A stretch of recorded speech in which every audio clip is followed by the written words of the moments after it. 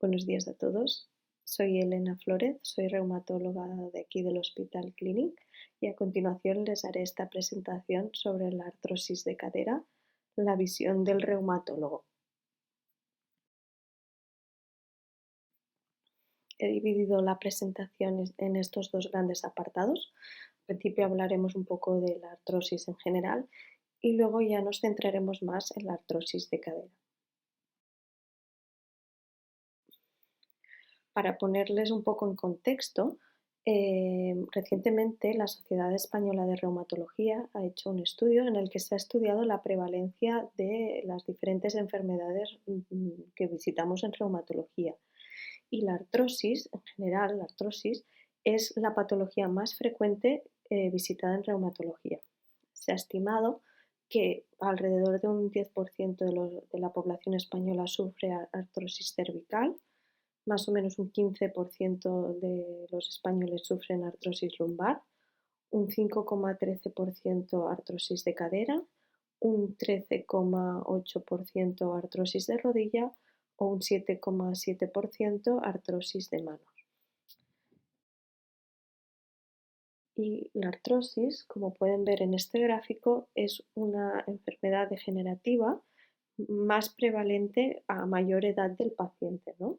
Como pueden ver en estos gráficos, pueden ver la prevalencia de la artrosis tanto en varones a la izquierda como en mujeres a la derecha y cómo esta prevalencia aumenta con la edad. Y si encima tenemos en cuenta que se está previsto que en los próximos años haya un envejecimiento de la población por el aumento de la esperanza de vida, pues se prevé que la prevalencia de la artrosis sea aún, pues vaya en aumento, ¿no? En caso concreto de la cadera es esta línea en verde.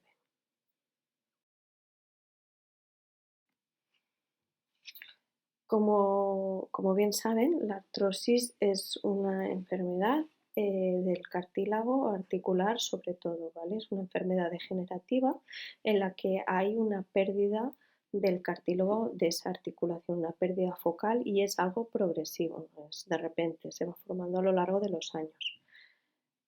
Además, también hay una reacción hipertrófica en el hueso de debajo, en el hueso subcondral, que es lo que vemos en la radiografía como esclerosis. Y de forma reactiva se forma hueso nuevo en los márgenes de la articulación para intentar fijar y que no duela tanto esa articulación. Es lo que llamamos los osteofitos. Y además también puede haber reacción inflamatoria de la membrana sinovial que envuelve la articulación, o sea que también es componente, puede haber un componente inflamatorio. A nivel más microscópico, lo que vemos a nivel del cartílago es que los condrocitos, que es la célula principal del cartílago y que sintetiza la matriz extracelular, pues pierde esta capacidad de homeostasis. Hay una pérdida del equilibrio entre la síntesis y la degradación de la matriz extracelular que sintetizan los condrocitos, ¿vale? Y esto hace que haya un cartílago pues, muy desestructurado. Como pueden ver en la imagen de la izquierda, esto sería un cartílago sano y aquí en la imagen de la derecha un cartílago pues, desestructurado por la artrosis.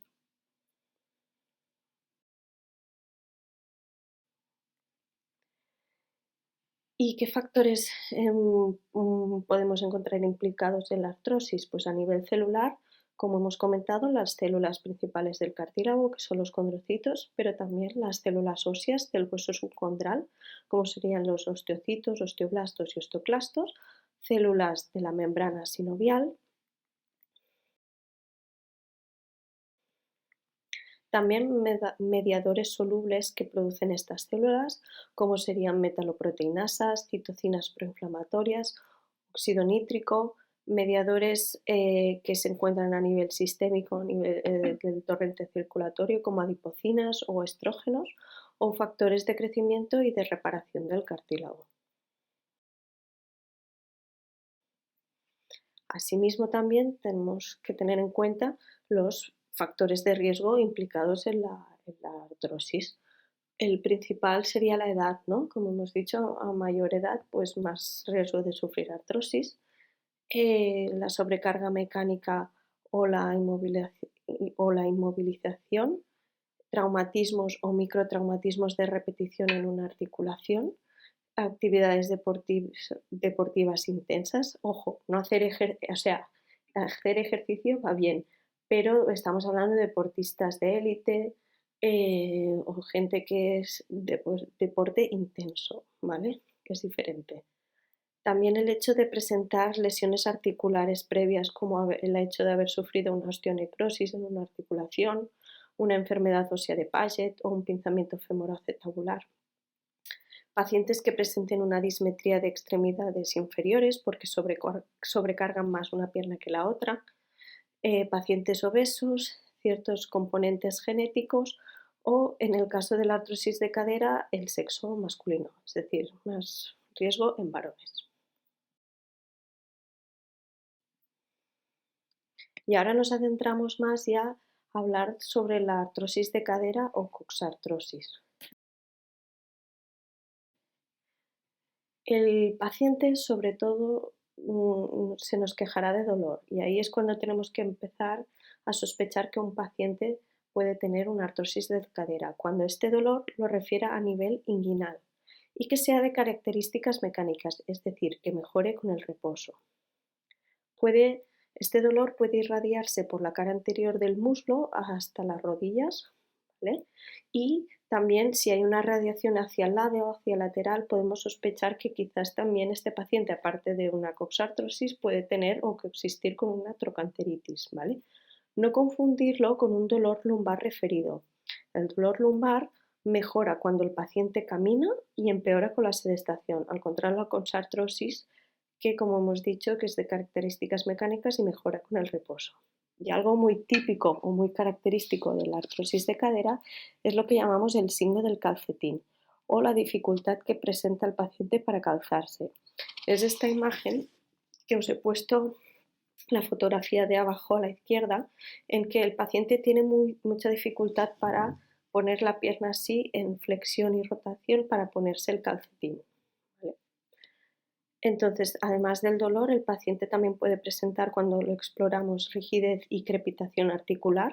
Veremos que hay una disminución o pérdida de la movilidad, sobre todo los movimientos que antes se afectan son el de flexión y rotación interna, y a la larga puede haber una incapacidad progresiva funcional.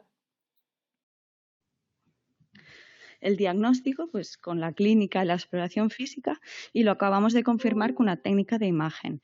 La radiografía es el gol estándar, pero también podemos ver signos o cambios degenerativos a nivel de resonancia, TAC o gammagrafía. Muy importante tener en cuenta la disociación clínico-radiológica, ¿vale? Más del 70% de pacientes mayores de 50 años pueden presentar cambios de artrosis en radiografías. Sin embargo, de ellos, menos de la mitad tendrá clínica de dolor. Y os he puesto aquí, a modo anecdótico, estos criterios clasificatorios que se publicaron en el año 91 por el American College of Rheumatology, que yo creo que son de perogrullo, ¿no?, para clasificar la artrosis de cadera, que sería un dolor en cadera la mayoría de días del mes previo, con una VSG normal, que nos descarta un proceso inflamatorio, y que en la radiografía veamos osteofitos o estrechamiento del espacio articular. Esta es una graduación que en la práctica clínica seguro que no utilizamos, pero bueno, os la he puesto para que veáis un poquito la progresión radiográfica de que es lo que sería la artrosis de cadera. Empieza habiendo una disminución del espacio articular, algún apuntamiento osteofítico y un poquito de esclerosis subcondral. Cada vez será más evidente, aquí es más evidente la esclerosis, el osteofito, y bueno, esto sería el estadio más avanzado. En cuanto al tratamiento, es muy importante informar al paciente, explicarle el curso evolutivo y lo que puede esperar de la artrosis de cadera y darle consejos para el automanejo, para que él lo entienda y pues esto sepa automanejarse el dolor y bueno, saber qué es lo que puede esperar. He puesto que no hay un tratamiento curativo en gris porque, a ver, es verdad que la artrosis es un proceso degenerativo, que no hay nada que lo cure, pero entiendo que vosotros como cirujanos, traumatólogos me vais a decir, hombre, le pones una prótesis, le cambias la articulación y chimpum. Entonces, bueno, pero en un principio la artrosis no tiene tratamiento curativo. Los objetivos serán aliviar, mejorar la función del paciente y evitar, en la medida de lo posible, que esto vaya progresando. La terapia siempre tiene que ser escalonada, no podemos ir directamente a indicar la prótesis y tendríamos que empezar pues, primero con las medidas no farmacológicas. Si con esto no es suficiente, añadir un tratamiento y si no, pues entonces sí, pasar a la prótesis. Vale. Os he puesto estas recomendaciones de la ACR, que es la Sociedad Americana. Me gusta mucho cómo lo han presentado visualmente y además son recientes, pero es que podéis encontrar muchísimas sociedades que dan sus recomendaciones. Aquí, como podéis ver, en la artrosis de cadera, bueno, en verde más oscuro está lo que hay más evidencia científica y en más clarito pues lo que no hay tanta evidencia. Como podéis ver, el ejercicio se recomienda para todo tipo de artrosis y también explicar al paciente un poquito para que tenga posibilidad de automanejo. En las artrosis de extremidades inferiores, recomendar un peso adecuado, pues se puede hacer tai chi y lo del bastón. También menos evidencia científica, pero que también puede mejorar, pues terapias físicas, el tratamiento cognitivo-conductual, acupuntura o entreno del equilibrio-balance. En caso de la artrosis de cadera, además, hay que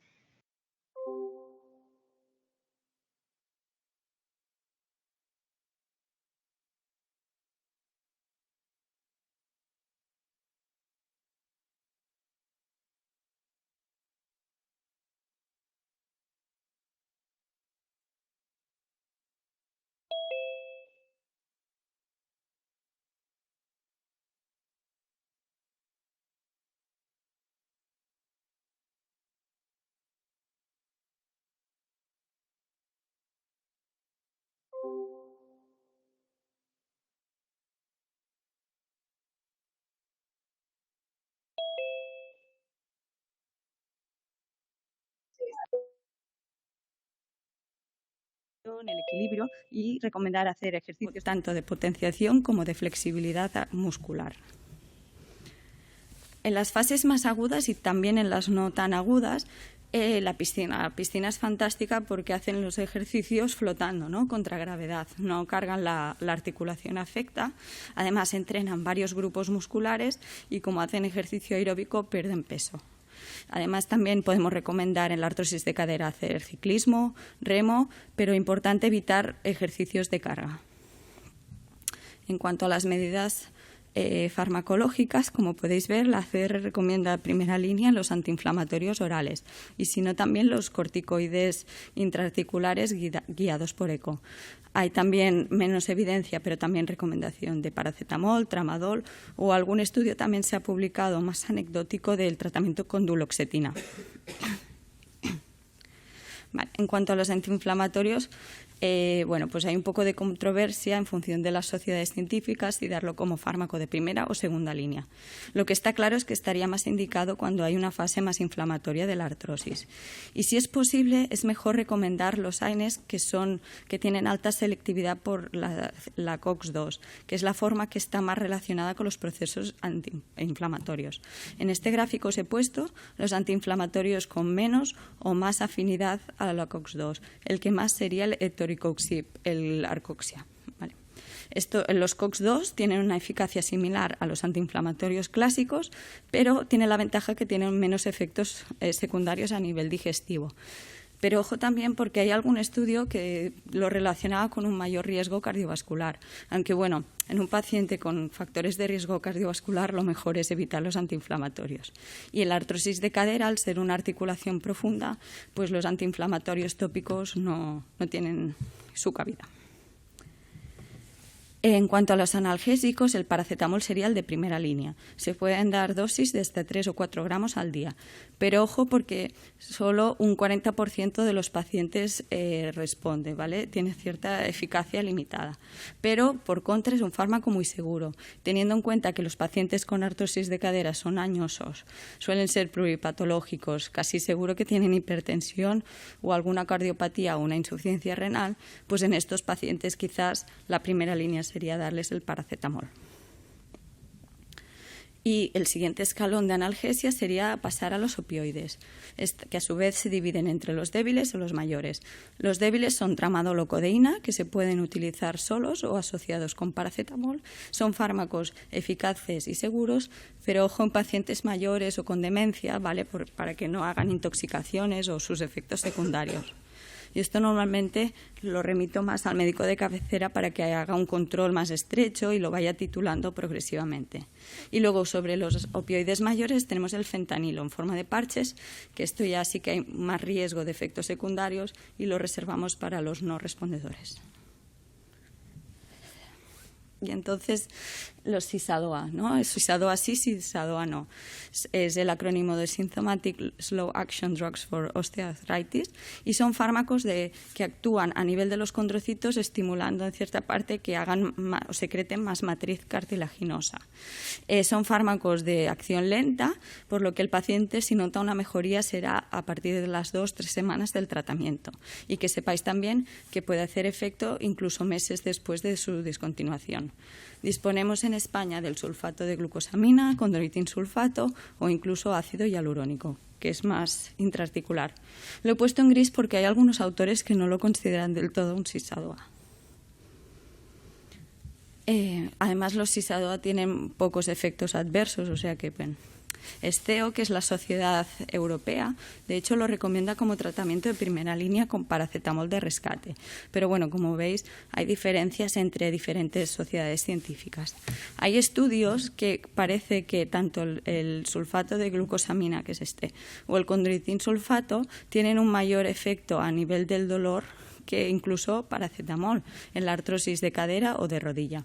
Y también hay estudios en comparación con placebo que demuestran que el sulfato de glucosamina podría ser incluso, que ayuda al retraso del daño articular en la artrosis. Pero bueno, hay que ser un poco cautos a la hora de hacer comparaciones entre estudios porque pueden ser de diferentes diseños y, bueno, con pinzas. No hay mucha evidencia, no hay un claro mensaje, pero lo que hago yo habitualmente en mi práctica clínica habitual es recomendarlo en pacientes con artrosis leve o poco moderada. Les digo al paciente que vamos a hacer una prueba terapéutica y empieza tomándolo durante 3 meses y luego hace un mes de descanso. Si le ha ido bien, repetiremos el ciclo y si no, pues ahí se queda. Como digo, no perdemos nada y es un fármaco que se tolera bastante bien. En cuanto a las infiltraciones locales, a nivel de la cadera, como es una articulación profunda, los deberemos hacer guiados por eco. Pueden ser de ácido hialurónico o de glucocorticoides. En ácido hialurónico hace como de lubricante del líquido sinovial. Como le digo al paciente, es como un 3 en 1. Y como sabéis, pues hay diferentes pesos moleculares. Pero bueno, esto yo creo que los traumatólogos o los cirujanos, tenéis más experiencia con esto que los reumatólogos, porque no es por el hecho de infiltrar, sino un poquito a largo plazo, cuántas se pueden dar, cada cuánto. Los reumatólogos no tenemos tanta experiencia con esto. Además, no entran por seguridad social. Vale. Lo que sí que se ha visto es que tienen una eficacia similar a los corticoides y siempre hay que explicar al paciente que en algunos casos puede aparecer un brote inflamatorio a las horas después de la inyección. Sobre todo tranquilizarlo, decirle que es normal, puede pasar, que esto pasará a las 24 o 48 horas, puede tomar algún antiinflamatorio y ponerse hielo y reposo.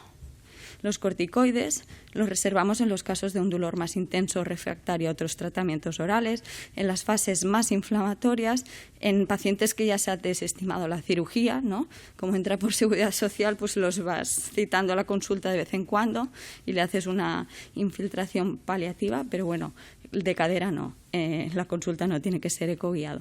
Y también, si dudas si el dolor viene de la cadera, puedes hacer una prueba terapéutica. Sobre cuándo indicar la prótesis, esto si acaso me explicaréis vosotros a mí, pero cuando el reumatólogo deriva al paciente a traumatología, pues sería cuando el dolor es en reposo, que le limita, o sea, que impide el descanso nocturno, que no responde a los tratamientos previos, o que el dolor es limitante para caminar, para las actividades laborales o las actividades de la vida diaria.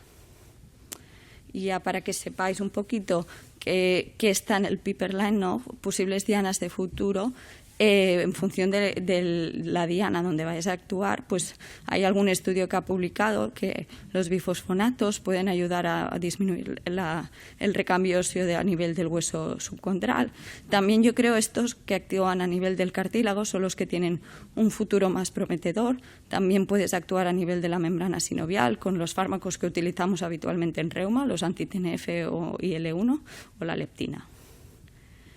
Y bueno, muchísimas gracias por vuestra atención. Y ya como última diapositiva, a modo de autoevaluación, me gustaría que me dijerais cuál de estos dos presidentes creéis que tiene artrosis de cadera, o bueno, cuál seguramente no tiene una artrosis de cadera derecha.